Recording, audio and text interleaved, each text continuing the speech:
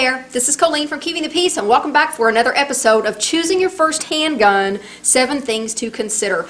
Today we're in episode 6 and we're talking about physical challenges. This is completely personal. Each individual has a different past and different things that have happened to their bodies or different things that they were born with in their bodies that they have to consider when choosing a handgun. I know personally the way shooting feels to me now is very different than the way it felt to me when I started roughly 9 years ago, a little over 9 years ago. So, because things have happened to my body as I've aged and my body is different. This sounds terrible, but as you accumulate injuries, you'll notice that you have to make changes to the way you do things in order to prevent future re-injury.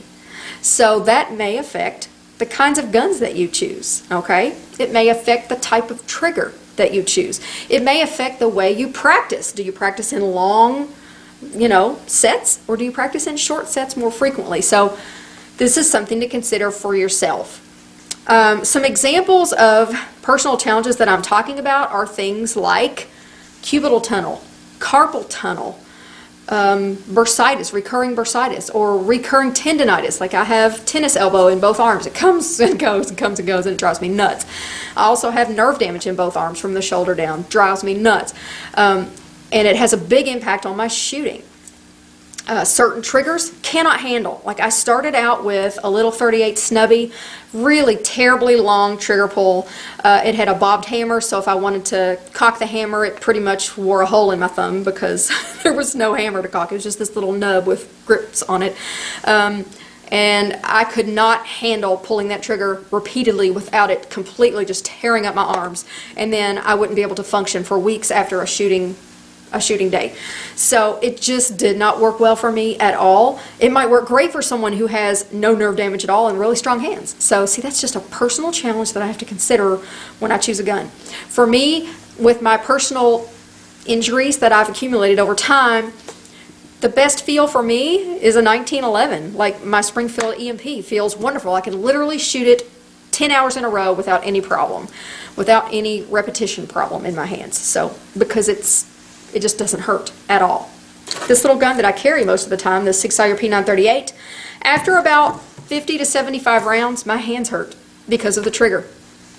The trigger does not feel good for my hands. However, I'm willing to compromise that for carrying because in a carry situation, I'm not going to have to shoot 75 rounds, okay? And I can still shoot it well for short periods. And I just practice with it, fairly frequently, but not in huge amounts. So I might take several guns to the range and I might shoot 25 to 30 rounds through that one and then shoot other guns that I have to practice on skills. So I hope that makes sense to you. I hope that you can sit down, if you're taking notes through the series trying to figure out how you're going to purchase your first gun, go ahead and jot down what your challenges are.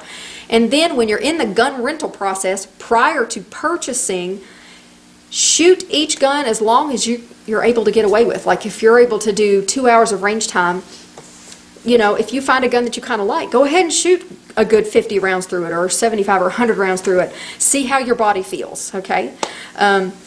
See if it affects anything that you've got going on. Also, sometimes you can modify your grip or modify your stance or something like that to help you. Sometimes it might be somebody maybe you're an amputee. If you're in that type of a situation, then you're going to have to learn special techniques for running the gun. And that's a whole nother ball of wax that we could cover in a totally different series, but that's something that you're going to consider, okay? So your physical challenges are going to impact what you purchase. Just make sure that you consider that and don't just pick something that looks cool, okay? So we'll see you in the next episode. We will talk about aesthetics. Bye.